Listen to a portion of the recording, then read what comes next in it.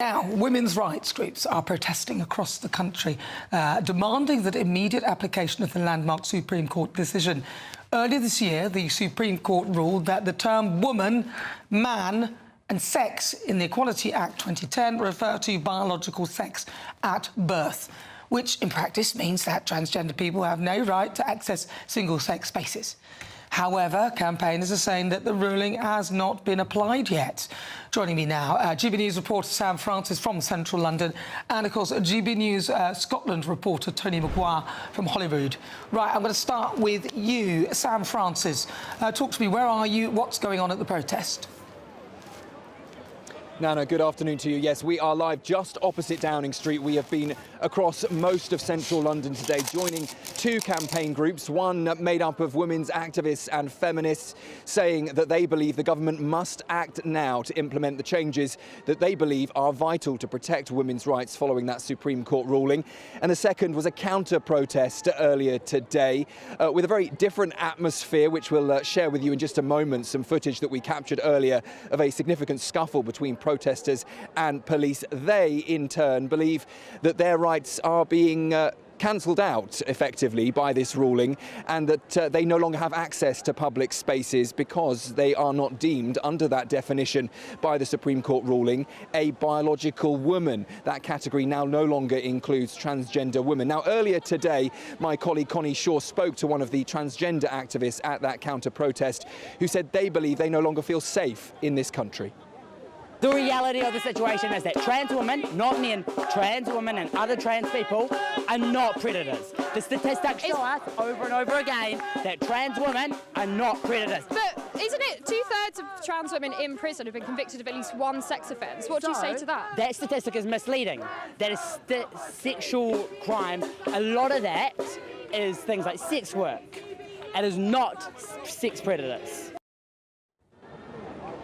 Well, for trans rights activists gathering today in London, they believe that it's about dignity, it's about rights to access public spaces, be that public toilets, hotels, hospitals and sports venues. In fact, earlier today, we saw a significant scuffle between one of those counter-protesters. We believe at this stage just 2 arrests made by the Metropolitan Police at this stage. We're waiting for confirmation on those figures. But you can see behind me that the women's rights activists and the feminists have now concluded their protest, a sign, I suppose, this debate on the streets of London and indeed across the rest of the UK certainly isn't finished just yet. All right, Sam Francis, thank you very much. All right, let's have a chat now with Tony Maguire, who's there in Scotland. Tony, talk to me about what's happening there. Yeah, good afternoon, Nana. Well, you know, the protests now have both packed up and gone home, but much like Sam is reporting there, it's very much a case of kind of 2 separate protests here. We had the pro-trans rights groups who were over to one side, over in the gardens actually, in front of the Parliament, and then about a 200-metre gap between them and the women's rights campaigners who were over under the awning in front of the Holyrood Parliament building.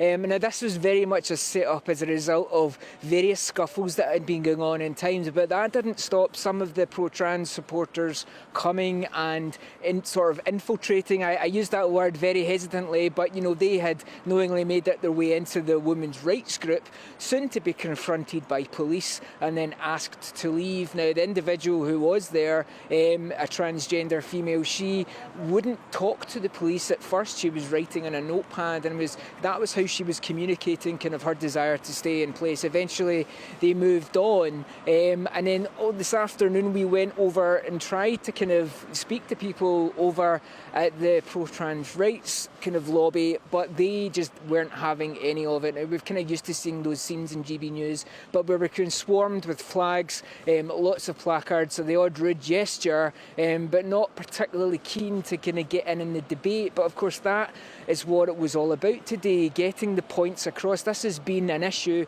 which has had its roots in Scotland for almost a decade now. It was at the end of the last decade Nicola Sturgeon's government started to put the pieces pieces together for the Gender Recognition Reform Bill, which of course has been the kind of pinnacle of where we are today. Now that in turn had led for Women Scotland taking the Scottish Government to the Supreme Court for that historic and unanimous ruling back in April. But 199 days later, well, many of the public services don't have the updated guidance for single-sex spaces, and that is true of most health boards in Scotland, and as I believe down in England and Wales as well, all with the exception of NHS Fife, who of course is in the spotlight due to the ongoing employment tribunal with NHS nurse Sandy Peggy. We also know that schools have been updated advice earlier this summer in Scotland, but prisons, now we all remember a couple of years ago the case of Isla Bryson, the transgender rapist